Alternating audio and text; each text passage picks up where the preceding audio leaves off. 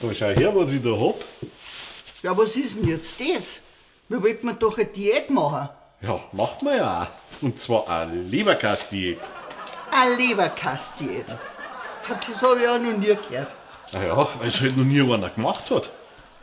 Ja, das wird schon seinen Grund haben. Und wie soll jetzt das gehen? Wie bei jeder anderen Diät auch.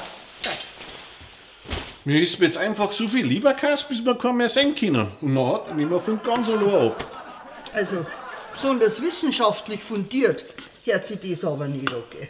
Ja, mei, für sowas braucht es alle Pioniere. Also, ich opfer mich jetzt einmal für die Wissenschaft, gell?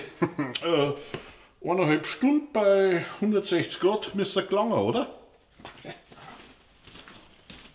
Also, der Mann ist ja sowas von selbstlos. Unglaublich.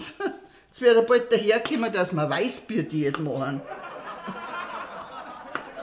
Männer.